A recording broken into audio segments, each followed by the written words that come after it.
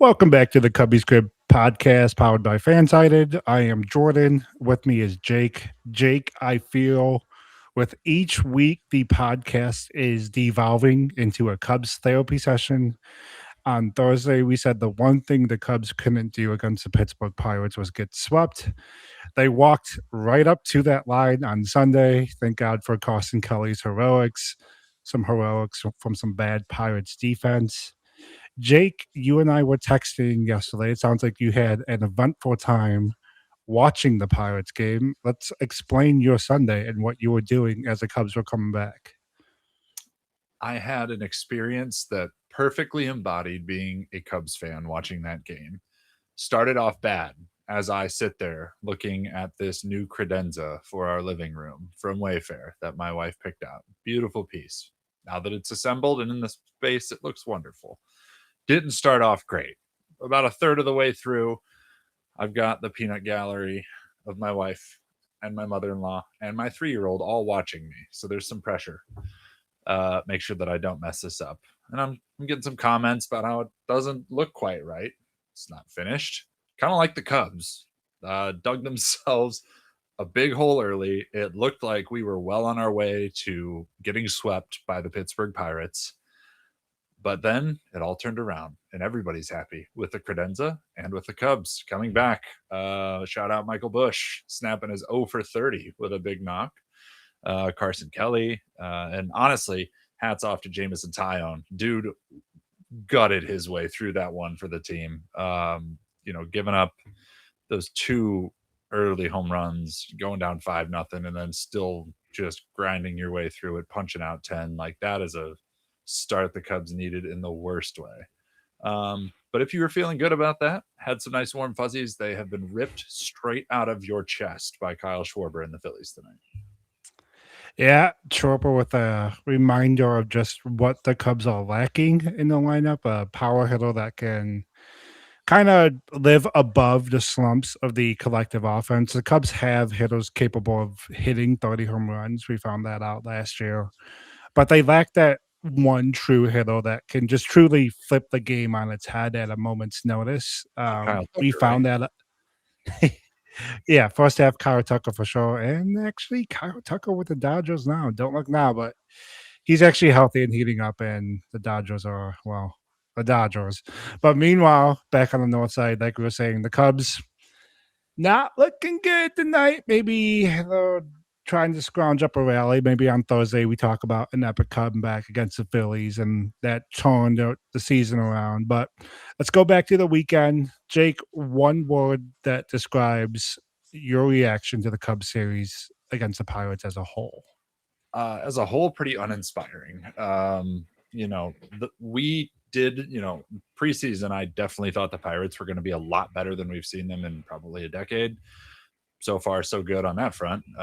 But the Cubs just have not looked like a team that has serious championship aspirations. The injuries aside, the offense has been pretty terrible. Key guys just not coming through with hits. That's what made the end of Sunday's game so nice. But the fact that we had to snatch a victory in extra innings out of the jaws of defeat just to stave off a sweep in a series that you didn't even run into Paul Skeens, mind you, is not a great look, and definitely doesn't give you a lot of confidence heading into the next 2 weeks where the Cubs have a real gauntlet schedule-wise. Yeah, you mentioned that gauntlet. It is truly scary stuff. It's the Phillies right now, then the Mets, then the Phillies again, then mixed in there. I forget the exact order, but you also have the Padres, the Diamondbacks, the Dodgers, and the Reds. So, like we mentioned when the podcast started, you can't lose a division in April. You can't win a division in April either, but you can have the cards stacked against you. And it seems that the Cubs are walking ever so closely to that line. Going back to the Pirate series, initially I was going to say few because the Cubs had to get a win on Sunday. Like when I'm watching Michael Busch in the at bat, I'm like, man, he really just needs a hit in this moment to just turn the tide. And We could debate whether or not the tide for Bush is completely turned. Yeah, that being said, a hit like that is the type that can change your season around. Unfortunately for the Cubs, it's didn't really carry over into tonight. Their offense is showing some late life, but we said it all off season. The Pittsburgh Pirates aren't the Pirates that you're used to. We saw that on Friday and Saturday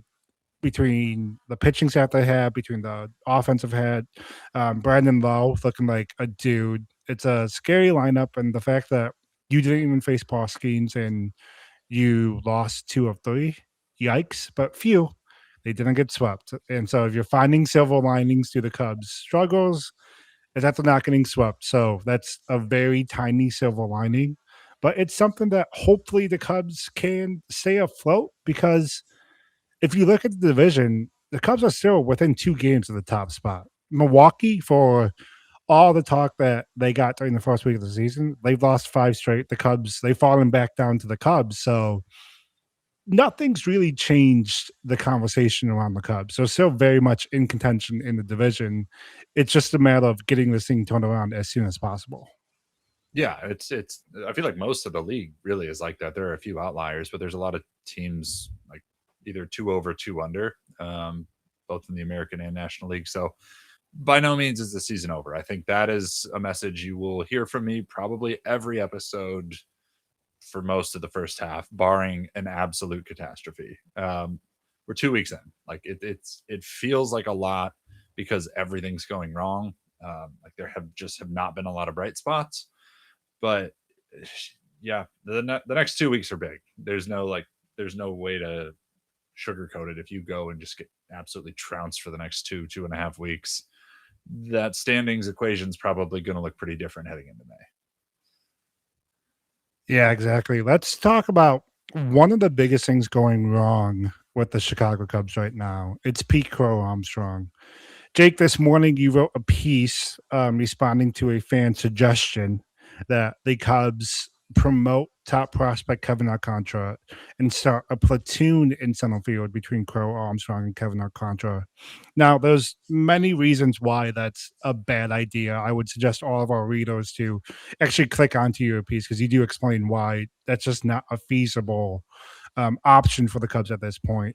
But I feel like there is a conversation needed with PCA. He hasn't looked good to start the season. Today against the Phillies, he looked lifeless in his first 2 at-bats. He did get an RBI hit in the 8th inning, showing some model or some tiny ounce of life. But entering today, he had WRC plus of 43. He only had 1 home run. He was striking out over 30% of the time. I'm not a guy that looks too much into frustration, but when you're constantly seeing Pete drop F-bombs, throw the hat, throw the helmet, is he broken already, or is this just a continuation of what we saw at the end of last season? Yeah, I think it's a guy who cares a lot and really wants to be that guy for the Cubs. I think even prior to the extension, dating back to last year, all of his comments, part of what made him so endearing to such a huge, piece of the fan base is like he lives and dies by how he's performing and what he's doing for the team. So it's really hard for him right now. I have no doubt. I think people need to keep in mind he just turned 24. He's still really young. This is a lot. You see guys in their mid 30s who have been in the league for over a decade get a big contract and then press for the first month or two before they settle down. So I think that's really most of what this is. I think being as young as he is, there's going to be hot streaks. There's going to be cold spells, just like we saw last year. The goal long term is that he hopefully can shorten, the ups and downs and stay more in the middle. But he's still an elite base runner. He's still an elite center fielder. He's gonna have these ups and downs, and we just got to ride it. He's not broken. It's insane to me how many fans on Twitter and Facebook are ready to fire PCA into the sun after 16 games. You could see when he had that RBI knock late in the game tonight. You could see when he got to second, it was just like a whoo type of moment. Like, man, I needed that. And it's too early to panic on a guy you just signed to a long-term deal. He's just pressing at the plate. He's young. He's going to figure it out.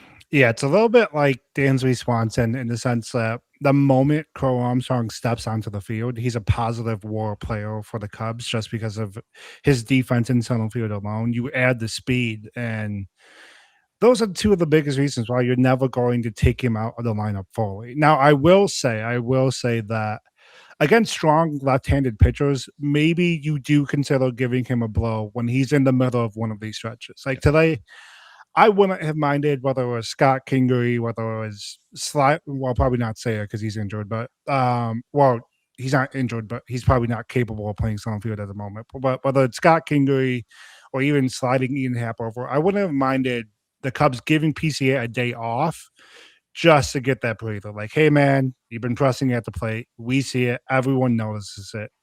Just get off your feet for a day, just to reset. You're going against a tough lefty in Sanchez. So if that's something Craig Counsell wants to try, I wouldn't be mad about it. But as a whole, the rule of thumb is if PCA is bad, the Cubs are going to be bad. Like it's stop. The Cubs need PCA to be PCA. If he's not in the equation to their success this season, the season has gone off the rails, and we're going to be questioning a lot of things about this front office at the end of the season.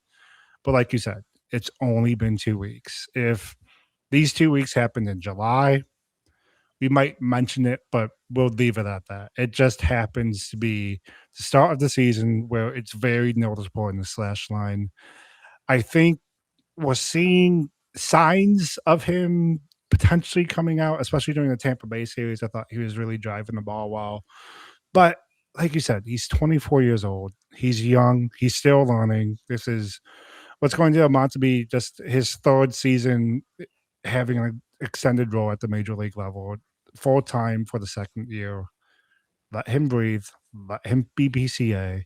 Things should work out in his favor. Yeah, I'm not panicking about Michael Busch. I'm not panicking about Alex Bregman. I'm not panicking about PCA. Like it's been a brutal 2 weeks, 2.5, whatever it's been to start the year. It's really easy to get in that mindset of like, woe is me when so many things feel like they're going wrong. But PCA, again, there are going to be these ups and downs. That's who he is as a player, especially offensively at this point in his career. Accept it. Just come to terms with it now. Do yourself a favor. But yeah, hopefully that big hit tonight kind of gets them rolling heading into the homestand next week. Yeah, now let's pivot to some news that happened over the weekend. We found out that both Hunter Harvey and Phil Maton are going on the IL. Jake, you and I wrote separate pieces over the weekend detailing about Maton. We're not really worried about him. His numbers usually get there by the end of the season. It's also possible that the injury was just playing to the mechanical issues we saw going on. I did want to touch on Hunter Harvey. The Cubs signed him to $6 million in the offseason. A gamble because while he's had electric stuff at the back end of the bullpens, he's never been able to stay healthy. And you put that $6 million together with the 14 collectively they're spending on Maton over the next 2 years. Was that the right strategy for Jed Hoyer? Should that money for those two have been pooled together for someone like Brad Keller, for maybe increasing their offers to Devin Williams? Because with Harvey now out with a triceps extension, I feel like you're missing a big part of your mapped out bullpen to success. Yeah, I think for me, if that money would have made the difference between a Devin Williams or an Edwin Diaz, and like then yes, I would have gone that route. But I don't think it would have been enough to bridge that gap. And then you get the question if you have a Devin Williams or an Edwin Diaz, and okay, you have Daniel Palencia. Great. How do you get to that? Like, how do you Right. get to that? And I think I'm always probably going to lean more quantity over quality. Not to say that quantity can't also have quality, but injuries happen. And like, what if you did put all that money in Devin Williams and he throws a pitch and his elbow explodes? Then what do you do? Then you're totally Right. so. Hunter Harvey is definitely high risk, but I think that that ownership's increased flexibility with the budget was probably at play there that let Jed get a little uncomfortable and be like, hey, this is a $6 million roll of the dice, see what happens. Maton, again, looking at what he's done in his career and how Cubs fans have reacted to him, he's basically the Ian Happ of the bullpen. like you said, I think the numbers are going to be there at the end of the year. He seems like a dude who's very, very in tune with his mechanics and his body, and realize like, hey, something is not right. I'm working on it. I'm aware of it. So I think he'll be fine. Hunter Harvey, again, that's a coin flip. I don't know if he'll get anything, or for all I know, he's Brad Keller come September. I mean, we really don't know. I don't think it was the wrong approach. I think it was actually a welcome approach. Look at the bullpen 12 months ago compared to the bullpen that went into September, October. Basically, nobody in the April bullpen Right. was a contributor by the end of the season. So I think it's too soon to call it, a poor approach or a failure. But again, I like spreading the money out because, as Cubs fans are all too well aware right now, injuries happen. And if all your chips are in on one high end reliever and he gets hurt, you are really up against it. Yeah, quick note on Maton's struggles. Last April, Brad Keller's ERA with the Cubs was actually approaching 5. And then by the end of the season, of course, he turned into the go-to reliever in the Cubs bullpen. I'm not saying that's what Maton's going to be for the Cubs by the end of this season, but it's an example that you can't really judge the first couple of weeks you see from a relief pitcher. As a whole, I'm not really worried about the Cubs bullpen. Craig Counsell, Jed Hoyer have proved time after time again they're going to identify the right arms they have in the bullpen to get outs. Hunter Harvey, I lean towards that just being not intelligent spending. I hate using not intelligent spending against the Cubs because it's something they've preached for years. To go with $6 million gamble, maybe it doesn't have to be Devin Williams. It doesn't even have to be Edwin Diaz. But maybe you use that $6 million and you up your offer to Luke Weaver or Emilio Pagan, who you also pursued. I think those would have still fallen in line with their quantity over quality approach. It would have given you another established pitcher in the bullpen with a little bit of a better track record of staying healthy. But overall, I do like the leap that the Cubs front office took this past offseason. I do like spending actual money on established relievers. Yes, we haven't quite seen the results yet in the first 2 weeks of the season, but I think as you and I perfectly laid out, that's usually the case for the Cubs bullpen. But by the end of the season, they figure things out.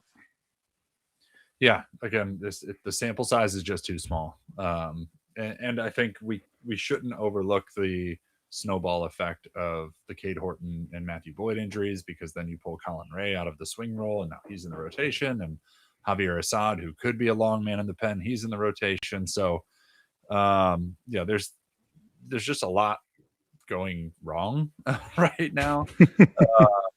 The offense is the main culprit, but the pitching staff is less than ideal. But again, last April was very similar. There wasn't a lot to love about the bullpen, and by the end of the year, all aces. So we'll see where it shakes out. But I think if the Cubs are going to get back to where they need to be, they're going to need Maton. I think they can get there without Harvey, but it would be a definite plus if he can be a dude and help bridge that gap to Valencia. One note too about potentially getting out there with Harvey, he who shouldn't be named has actually looked quite good pitching out of the bullpen the last couple of times. And I hate doing this because I feel like each season we get to the point with Ben Brown where like he strings together maybe 2, 3, 4 appearances and we're like, oh, there it is. It's turning around. It's clicking. But I'm going to be honest with you, that sinker was sinking. The fastball was hitting. He was missing bats. I know it's a long way to get there, but if Ben Brown is actually blossoming into that high leverage relief pitcher, that's an added bonus for the bullpen you weren't expecting. Yeah, I just pulled up his baseball reference page on a second monitor, and Chrome gave me the little warning of like, you visit this page frequently. So yeah. I'm definitely still on board this train. I want it to be a thing so bad. He's got a FIP in the low 3s. He's been as reliable as anybody out there right now. Yeah. But yeah, I've always for years I've wanted him as a reliever because I just don't have any faith in 2-pitch starters. Right. And I know he's got a more developed arsenal now, but I was like, just let the dude go and just chuck for an inning or two and be that high leverage arm. So Ben Brown, baby. Let's pivot to one offseason regret. The Cubs probably don't have Jake, the Houston Astros started off as one of the surprise stories in baseball. The first week of the regular season, they were top of the American League West. Things were looking good. Jose Altuve, Christian Walker turned back the clock. Hunter Brown was doing Hunter Brown things. Tatsuya Amai even had an impressive second start against the Athletics.